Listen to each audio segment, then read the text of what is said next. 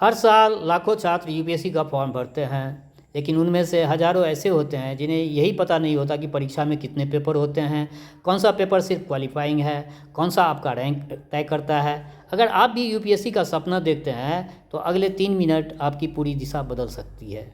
दोस्तों, सबसे पहले समझ लीजिए कि यूपीएससी सिविल सेवा परीक्षा 3 चरणों में होती है: प्रीलिम्स, मेंस और इंटरव्यू।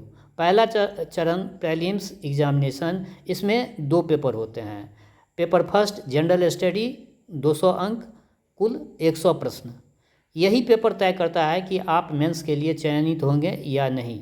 पेपर सेकंड जो होता है वो CSAT 200 अंक का, यानी उसमें कुल 80 प्रश्न पूछा जाता है।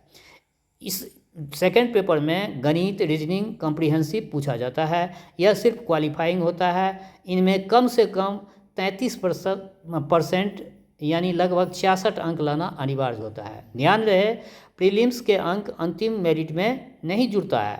अब आता है सबसे महत्वपूर्ण चरण, मेन एग्जामिनेशन। यह लिखित परीक्षा होती है और यहीं से आपकी असली रैंक बनना शुरू होती है। मेंस में कुल 9 पेपर होता है। पेपर ए यानी भारतीय भाषा 300 अंक का होता है, केवल क्वालिफाइंग होता है वह। और पेपर बी वो अंग्रेजी का होता है 300 अंक, केवल वो भी क्वालिफाइंग होता है। इन दोनों के अंक मेरिट में नहीं जुड़ता, लेकिन पास होना दोनों में अनिवार्य होता है। इसके बाद मेरिट बनाने वाले 7 पेपर आता है। उसमें एस्से निबंध 250 अंक का होता है, जनरल स्टडी फर्स्ट 250 अंक का होता है, जनरल स्टडी सेकंड 250 अंक का होता है, जनरल स्टडी थर्ड 250 अंक का होता है, जनरल स्टडी फोर्थ इथिक्स 250 अंक का होता है, ऑप्शनल सब्जेक्ट पेपर फर्स्ट 250 अंक का होता है, ऑप्शनल सब्जेक्ट पेपर सेकंड वो भी 250 अंक का होता है, यानी मेरिट के लिए कुल 1750 अंक होता है।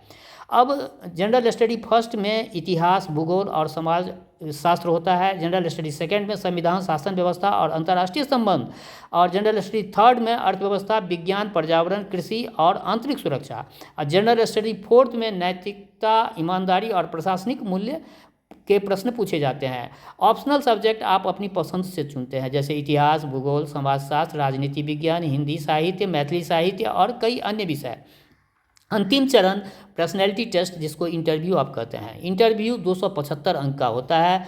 यहाँ आपका ज्ञान ही नहीं बल्कि व्यक्तित्व, निर्णय क्षमता, आत्मविश्वास और प्रशासनिक सोच का मूल्यांकन किया जाता है। इस प्रकार अंतिम मेरिट बनती है 1750 अंक प्लस 275 अंक इंटरव्यू वाला, कुल 2025 अंक यानी 2025 अंक का।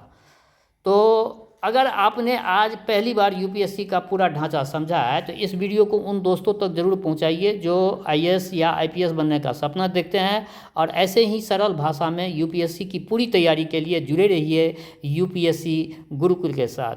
Thank you for watching this video.